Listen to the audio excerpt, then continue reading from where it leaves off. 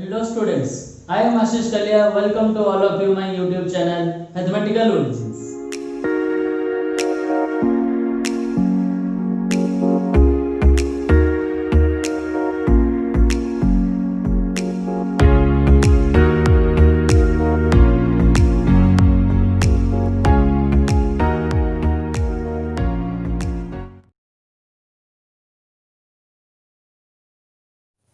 So students, in this video we are going to discuss about some important theorems based on set.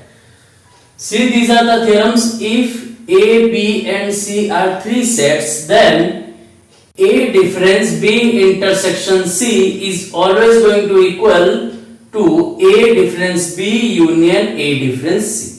Next theorem is A difference B union C is always going to equal to A difference B intersection A difference C. See the difference, here is union is used and here is intersection is used.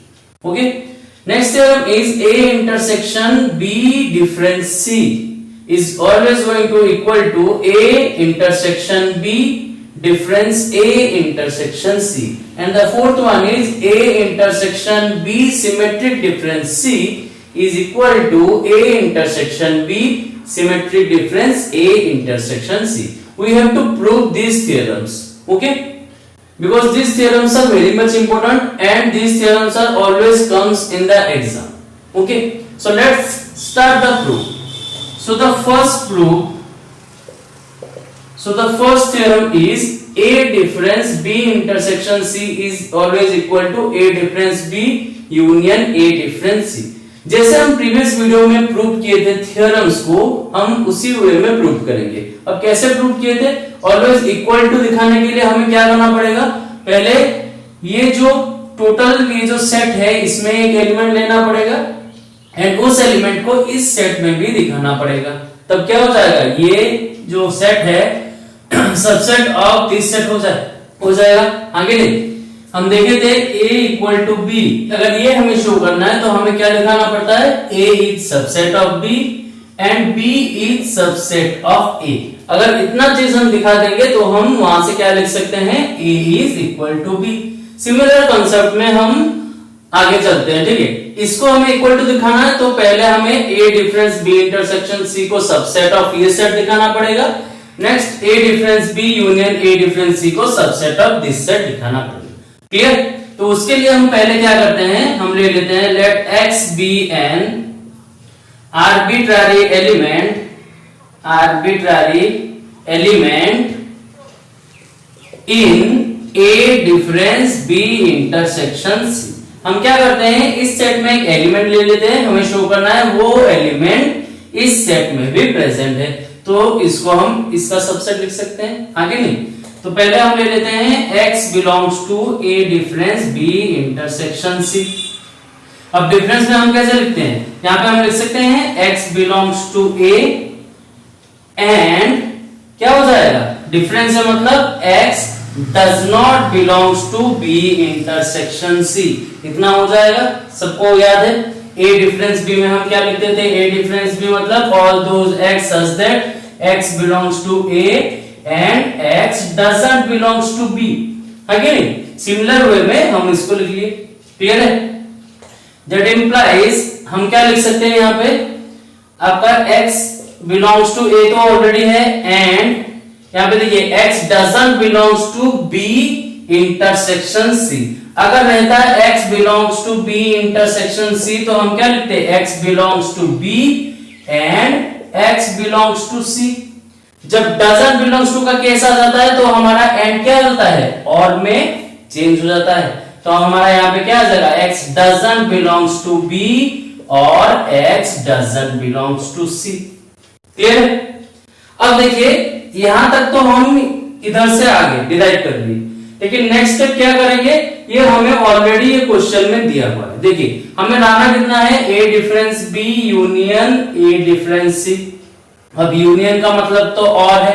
ठीक है, A difference B अगर हमें लाना है, A difference B अगर लाना है तो हमें क्या लिखना पड़ेगा? ये चीज को लिखना पड़ेगा. हाँ कि नहीं? X belongs to A and X doesn't belongs to B.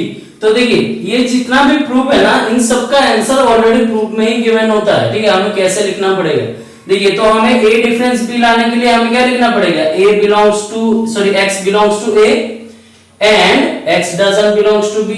तो हम उसी वे में लिख लेंगे X belongs to A and X doesn't belongs to B, है कि नहीं।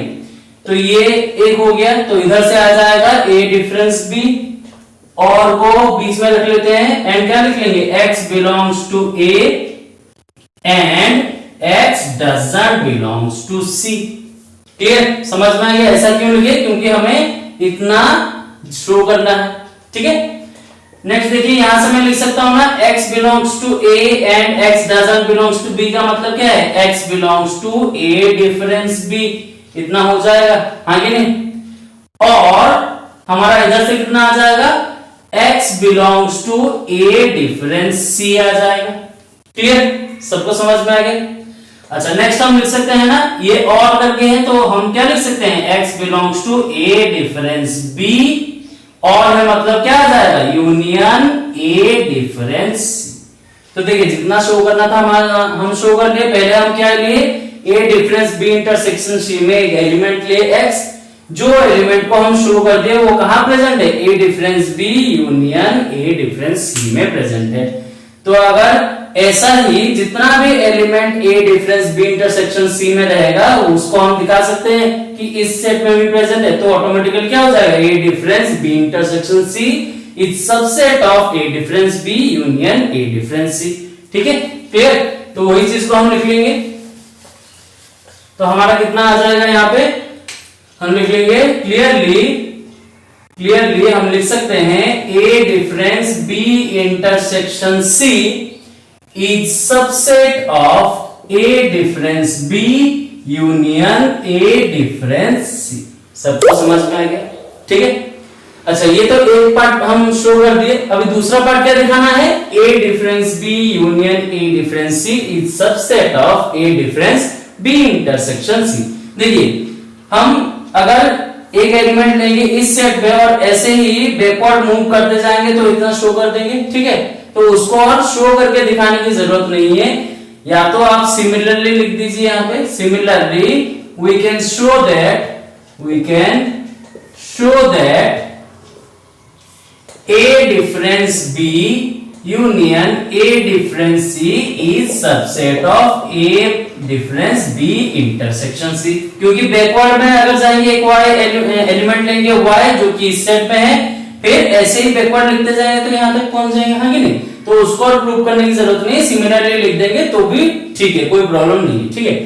तो इन दोनों से हम क्या लिख सकते हैं, therefore A difference B intersection C is always equal to A difference B union A difference C. सबको समझ में आ गया ये थ्योरम पूरा कैसे प्रूव किए, बहुत ज्यादा इंपॉर्टेंट है क्योंकि ये सब प्रूफ एग्जाम में बहुत बार पूछ चुका है ऑलरेडी, ठीक है। तो please write down this. Next move on to the second theorem, that is A difference B union C is equal to A difference B intersection A difference C. तो पहले हमें क्या करना पड़ेगा, सेम कॉन्सेप्ट अप्लाई करना पड़ेगा। इस set को A difference B intersection A difference C का सबसेट दिखाना पड़ेगा, फिर इसको इसका सबसेट दिखाना पड़ेगा, तभी जाके इक्वल दिखा सकते हैं, ठीक है। तो हमें उसके लिए क्या करना पड़ेगा, let X be an arbitrary element in A difference B union C ले लेते हैं, ठीक है। इसमें एक एलिमेंट ले लेते हैं जिसको हम इसमें अगर शो कर देंगे तो ये ऑटोमेटिकली इसका सबसेट हो जाएगा। तो हम पहले ले लेते हैं यहाँ पे x belongs to a difference b union c, that implies हम क्या लिख सकते हैं, x belongs to a and x doesn't belongs to b union c, हाँ कि नहीं। दैट इंप्लाइज यहां से हम क्या लिख सकते हैं, x belongs to a and जब भी डजंट बिलोंग्स टू का केस आ जाता है आपका यूनियन के लिए हम क्या लिखते हैं, और लिखते हैं, वो किसमें कन्वर्ट हो जाएगा, एंड में। तो x doesn't belongs to b and x doesn't belongs to c, इतना आ जाएगा। ये तो हम यहां से लिख लिए। अब हमें क्या शो करना है वो देखना पड़ेगा। हमें क्या दिखाना है, a difference b intersection a difference c। a difference b मतलब x belongs to a and x doesn't belongs to b, तो उसी फॉर्म में लिख देते हैं इसको। तो आ जाएगा x belongs to a and x doesn't belongs to b, clear.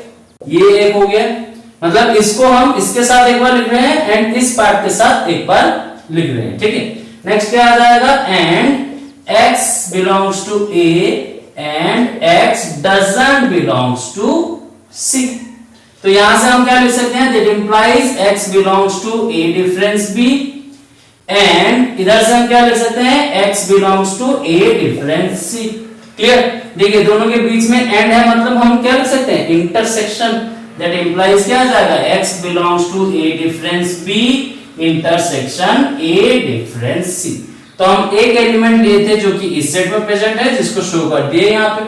तो हम यहाँ पे क्लियरली क्या लिख सकते हैं, क्लियरली हम लिख सकते हैं ये जो सेट है इस सेट का सबसेट है, क्योंकि इस सेट में जो जो एलिमेंट है इस सेट में भी प्रेजेंट रहेगा। हम एक आर्बिट्ररी एलिमेंट लेके शो किए, तो हम क्या लिख सकते हैं, clearly a difference b union c is subset of a difference b intersection a difference c। Second part में हमें क्या दिखाना पड़ेगा, ये जो सेट है इसका सबसेट है। तो बैकवर्ड अगर मूव करेंगे तो उतना शो हो जाएगा। तो हम यहाँ पे क्या लिख देंगे, similarly we can show that a difference b intersection a difference c is subset of a difference b union c। तो इन दोनों से हम क्या लिख सकते हैं, therefore a difference b union c is always equal to a difference b intersection A difference. सबको समझ में आ गया ये थ्योरम? जिन लोगों को लिखना है तो पॉज करके वीडियो लिख सकते हैं। So now move on to the third theorem, that is A intersection B difference C is always equal to A intersection B difference A intersection C। Concept same है, पहले हमें क्या लेना पड़ेगा, इसमें एक एलिमेंट लेना पड़ेगा। तो हम ले लेते हैं let x be an arbitrary element in A intersection B difference C, इतना ले लेते हैं, ठीक है। तो हमें यहाँ पे क्या मिल जाएगा, x belongs to A intersection B difference C। Intersection है मतलब एंड आ जाएगा, दैट इंप्लाइज हम लिख देंगे x belongs to A and x belongs to B difference C। Clear है? B difference C है तो हम क्या लिख सकते हैं, that implies x belongs to A and x belongs to B and x doesn't belongs to C, इतना लिख सकते हैं, हाँ कि नहीं? क्लियर है? अब देखते हैं हमें क्या रिक्वायरमेंट है। हमें यहाँ पे क्या लाना है, A intersection B। A intersection B का मतलब x belongs to A and x belongs to B, ठीक है। डिफरेंस क्या है, A इंटरसेक्शन C, तो हमें क्या लाना है, x belongs to A and x belongs to C। तो हम यहाँ पे क्या ला सकते हैं, दैट इंप्लाइज हम लिख सकते हैं x belongs to A and x belongs to B, हाँ कि नहीं? एंड हम यहाँ पे क्या लिख सकते हैं, x belongs to A and x doesn't belongs to C। Clear? इतना पहले लिख लेंगे, अब सबको समझ में आ गया, ठीक है। तो यहां से हमें क्या मिल जाएगा, that implies x belongs to A intersection B। Clear? And देखिए, and x belongs to A and x doesn't belongs to C। अगर रहता x belongs to A and x belongs to C, तो हमारा क्या होता है, x belongs to A intersection C हो जाता। लेकिन यहाँ पे doesn't belongs to है, तो ऑटोमेटिकली ये क्या हो जाएगा, x doesn't belongs to A intersection C हो जाएगा कि नहीं? ठीक है, सबको समझ में आ गया। अगर बिलोंग्स टू होता तो हम इतना लिखते हैं, क्योंकि डजंट बिलोंग्स टू है तो हम लिख सकते हैं x doesn't belongs to A intersection C। अच्छा, ये चीज क्यों लिख रहे हैं, क्योंकि यहाँ पे क्या है, देखिए डिफरेंस है, इधर से भी आपको समझ में आ जाएगा, इधर से भी समझ में आ रहा है। तो हम यहाँ पे क्या लिख देंगे, x doesn't belongs to A intersection C, automatically इतना लिख सकते हैं। तो देखिए, जब भी डिफरेंस का बात आता है तो हम क्या लिखते हैं, A डिफरेंस B में हम क्या लिखते हैं, x belongs to A and x doesn't belongs to B। तो हम हमारा लिख सकते हैं A डिफरेंस B। सिमिलरली यहाँ पे भी देखिए उसी फॉर्म में है ना, बस A के जगह पे A इंटरसेक्शन B है, B के जगह पे A इंटरसेक्शन C है। तो दैट इंप्लाइज हम लिख सकते हैं x belongs to A intersection B difference A intersection C। सबको समझ में आ गया इतना चीज? क्लियर है? तो हम एक एलिमेंट लिए जो कि इस सेट में प्रेजेंट है, उसको हम इस सेट में भी शुरू कर दिए, तो ऑटोमेटिकली ये सेट क्या हो जाएगा, इस सेट का सबसेट हो जाएगा, हाँ कि नहीं। तो हम लिख लेंगे क्लियरली हम क्या मेंशन कर देंगे, clearly A intersection B difference C is subset of A intersection B difference A intersection C। Second part में हमें क्या दिखाना पड़ेगा, एक एलिमेंट लेना पड़ेगा इस सेट में जो कि इस सेट में प्रेजेंट है, हाँ कि नहीं। तो बैकवर्ड अगर मूव करेंगे तो हम यहां तक पहुंच जाएंगे, तो उसके लिए हमें क्या करना है, बस लिख देना है similarly we can show that A intersection B difference A intersection C is subset of A intersection B difference C। Clear. तो हम इन दोनों से क्या मेंशन कर सकते हैं, therefore A intersection B difference C is equal to A intersection B difference A intersection C। इतना हम लिख सकते हैं। क्लियर है। जिन लोगों को लिखना है वीडियो को पॉज करके आप लिख लीजिए। So let's move on to the fourth theorem, that is A intersection B delta C is equal to A intersection B delta A intersection C। देखिए ये तीनों का जैसे प्रूफ किया, हम इसका प्रूफ थोड़ा अलग से करेंगे, इस वे में भी कर सकते हैं लेकिन उसमें क्या हो जाएगा, थोड़ा डिफिकल्ट हो जाएगा, ठीक है। तो हमें थोड़ा अलग वे में इसका प्रूफ करना पड़ेगा। अब देखिए कैसे प्रूफ करेंगे, A intersection B symmetric difference C है, तो जब भी B डेल्टा C या जब भी A डेल्टा B आ जाता है हम क्या लिखते हैं, A difference B union B difference A, ये इसका फॉर्मूला है, अगर नहीं हमें पता है तो हम इस वे में इसको एक्सपांड कर देंगे। तो पहले लिख लेंगे A intersection B difference C union C difference B, इतना लिख सकते हैं, ठीक है।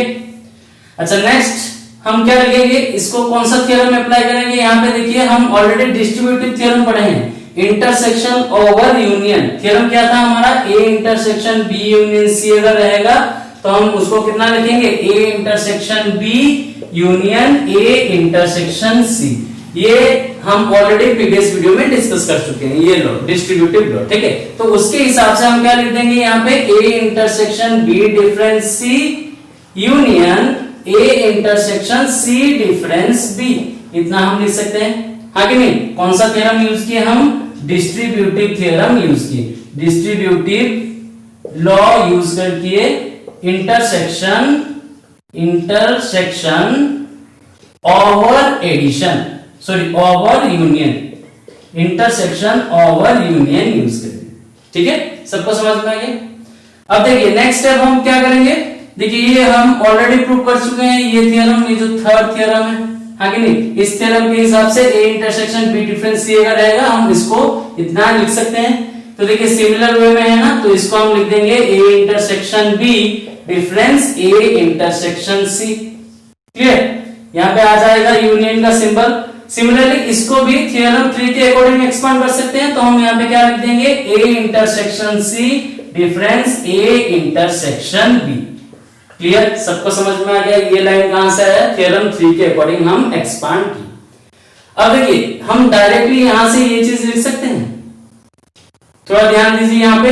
जब भी देखिए A डेल्टा B लिख रहे हैं, इसका मतलब क्या है, A difference B union B difference A। मान लीजिए ये आपका A है और ये पार्ट आपका B है, तो A difference B union B difference A आ रहा है ना, तो हम इसको A डेल्टा B के फॉर्म में लिख सकते हैं। तो हम यहाँ पे क्या लिख सकते हैं, A intersection B delta A intersection C, हाँ कि नहीं। तो हमें जितना प्रूव करने के लिए दिया था ऑलरेडी प्रूव हो गया, सबको समझ में आ गया कैसे हम प्रूव किए।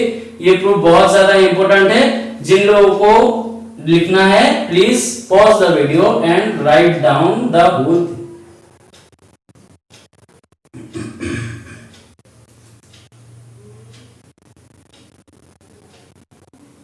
तो ये कुछ थियरम्स था जो कि इंपोर्टेंट है एंड एग्जाम में इसका प्रूफ बहुत बार पूछ चुका है, ठीक है।